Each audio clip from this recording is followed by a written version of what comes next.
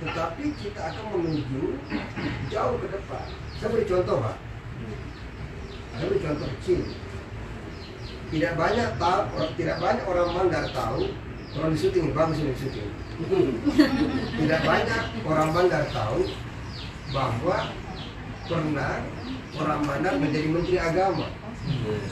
Kan heran kan?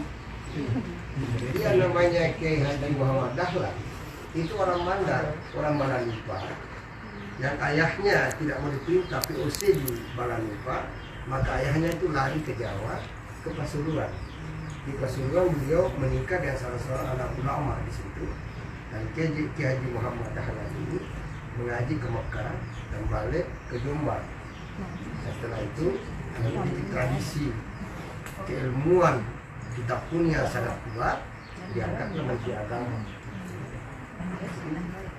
Saya tahu ini dulu karena saya dulu menjadi kepala pusat Litbang itu hampir 3 tahun, dan waktu itu kita menulis buku mengenai sejarah biografi menteri-menteri agama Indonesia, mulai H.M. Rashidi, Menteri Agama pertama, sampai Pak Lukman Hakim Saifuddin.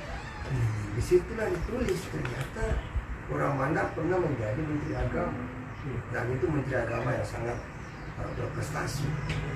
5 tahun jadi Menteri Agama. Jadi peralihan antara Bung Karno dengan Soeharto. Itu Menteri Agamanya namanya Kiai Haji Muhammad Dahlan. Kiai Haji Muhammad Dahlan itu orang Mandar. Tualani Pak. Kan nggak banyak yang tahu Pak Sekjen. Yang tahu Pak Sekjen. Jangan-jangan di sini tidak ada tahu. Saya terkejut. Kayaknya harus ada sosialisasi. Jadi terkejut lah. Jadi ketika orang-orang datang ke saya bercerita, alhamdulillah direktur madrasah itu orang Mandar. Saya bilang enggak, dulu itu Menteri Agama di sini orang Mandar, Pak. Dan itu bukunya ilmiah, Pak. Buku itu ilmiah karena ditulis oleh para pakar. Saya juga tidak tahu Pak Zul. Yang memberitahu saya itu ada orang yang menulis itu. Ternyata orang Mandar Menteri Agama gitu. Masya Allah. Jadi maksud saya ini kita harus tahu bukan karena nostalgia, untuk memberitahu anak-anak kita bahwa sejak dulu itu orang Mandar hebat sekali. Kayak yang dikenalkan Profesor Basri Barlupa, Basri Hasanuddin, ya kan? Pak Amin. Ya itu tidak amin. Itu juga dikasih Pak. Bintangnya.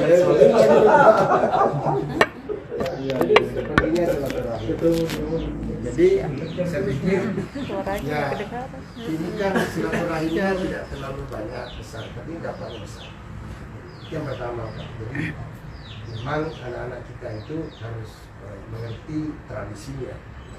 Dan saya pikir seperti Pak Kolonel, Pak Alibudin, semua kita ini sudah, apalagi beliau ini sudah 30 tahun. Anda itu balik di Jakarta karena kita mengerti leluhur. Dan andai kan sekiranya kita tidak mengerti sedikit leluhur, pesan-pesan leluhur, masa kita cuma balik. Karena sekarang tadi ini, saya masuk ke Menteri Agama, Pak, itu masuk ke jari, Pak. Dan saya ini bukan orang Jawa, bukan orang Mandar yang bawa saya di sini. Jadi kena tanya lagi pesan-pesan leluhur, masa kita cuma balik. Itu satu, Pak. Jadi saya pikir karena saya takut itu Pak Kolonel dengan Pak Sekjen dengan saya sudah, anak-anak kita sudah tidak mengerti bahasa Mandar lagi. Mungkin ya, saya tidak tahu yang lain, tapi nilai-nilai luhur yang itu tidak satu, Pak, yang pertama. Yang kedua, kalau kita bicara agama, tahun 1920-an, akhir abad 19 dan awal abad 20, Mandar ini kan menjadi destinasi ulama internasional, Pak Kolonel. Kalau kita lihat sejarahnya, dia untuk mau tahu Polewali itu kan orang datang dari berbagai penjuru. Dan iya, boleh Lelewali. Dia tuh orang tanya, misalnya Polewali, dapat Polewali. Makanya di kampung kita tuh banyak wali, Pak. Ada satu Salamat tuh di Gunung Lagi. Nah, itu kan ulama dari Baghdad. Ulama dari Baghdad datang ke situ, mengingat. Itu mungkin juga itu tempat lahir saya itu ada itu Salamat. Jadi banyak tempat-tempat wali-wali di situ. Orang tidak tahu sekali. pendatang. Artinya apa? Dulu kita itu memang Islamnya mana? Itu Islam yang dekat dengan tradisi tradisi Timur Tengah yang sangat kuat. Dari Baghdad, dari Persia. Dia waktu itu sambusa dia. Iya. Ya. Arab, India. Jadi saya, itu istri saya dari Korea, Kinamu. Majene. Jadi kan dia itu bisa sambusa. Jangan kita belajar filsafat, tradisi, sejarah kuliner. Ini kan ada kaitannya dengan budaya Arab, Tiongkok, Baghdad, Persia dengan Arab. Jadi dari sisi makanan. Dia waktu ambil orang Maroko ya, dia disampaikan tradisi Hadramaut, ada semua. Artinya apa? Dari sisi sejarah keagamaan, dari sisi sejarah budaya, kemudian sejarah kuliner, memang kita ini destinasi ulama internasional.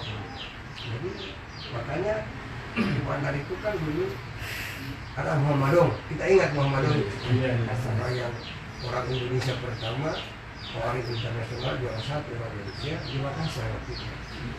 Orang juga tidak banyak tahu bahwa Muhammadong itu belajar tajwid ke Imam Nafio. Jadi saya tanya Haji Abdullah, adik kandungnya. Adik kandungnya itu sebelum pensiun, dia beliau sebagai PNS Kementerian Agama. Cari kami kakak saya dulu dari Pilihan, Haji Muhammadong, belajar tajwid di Imam Nafio. Dia naik mobil Pertamina, dan susah dulu. Beliau untuk tahsin, untuk memperbaiki tajwidnya, itu belajar langsung dengan Imam Nafio. Nah, Imam Nafio ini kan pertama Nafio itu muridnya Syekhuna Khalid Bangkalan. Beliau inilah yang melahirkan ulama wali-wali seluruh Indonesia, termasuk Kiai Haji Asy'ari. Itu jadi Cileting itu gimana tuh Haji Asy'ari pendiri NU dan Gus itu satu leting di Syekhuna Khalid Bangkalan Madura. Setelah itu beliau ke Jombang, dari Jombang ke Padang, dari Padang ke Mekah. Jadi itu ini Haji Muhammadong uang bagaimana caranya saya bisa mengaji dan orang-orang itu dia mendengarkan saya ketika mengaji. Nah, mau guru tahu Nafio, semua tauhid ikhlaskan. Jadi kamu kalau mengaji jangan mau juara satu. Dia mesti Muhammadong dulu kalau mengaji kan orang diam semua. Itu doa dari. Ini kan juga tidak banyak yang tahu Pak.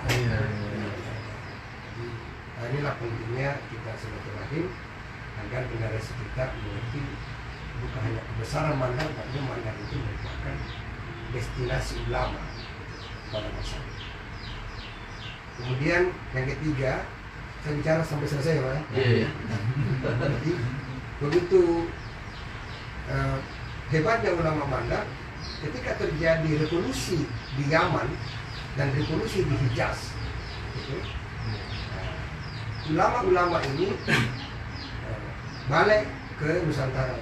Jadi ulama di Hadramaut, Yaman, ulama-ulama Madinah itu eksodus lari ke orang sana Pak. Jadi salah satunya itu namanya Syekh Hasan Al-Yamani. Syekh Hasan Al-Yamani kan minta mufti ulama besar pemilik fatwa di Hijaz. Madinah tidak mau. Tetapi kalau kamu beliau bermimpi, wah kamu tinggalkan Musa Al-Yamani. Setelah itu kan Wahabi berkuasa, namanya orang yang dibongkar leher. Beliau datanglah ke Indonesia, ke Jombang dulu, setelah itu ke Makassar, lalu beliau cari muridnya ke Campalanya. Lama 10 tahun kan, Syekh Hasan Al-Yamani.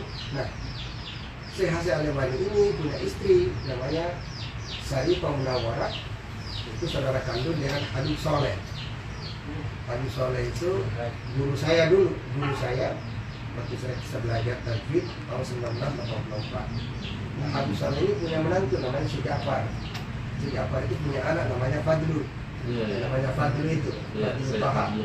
Iya. Si Fadlu, saudaranya Bataha. si kakaknya meninggal itu, adiknya meninggal. Fauzi. Fauzi, Si ya. Fauzi itu adik dari Fadlu. Iya. Si Jafar itu guru saya juga. Jadi saya mengaji di beliau di pelajaran. Nah, ini orang harus tahu ini. Jadi betapa hebatnya namanya Syekh Syamani. Syekh Syamani itu punya anak namanya Profesor Ahmad Zaki Yamani. Profesor Ahmad Zaki Yamani itu punya anak.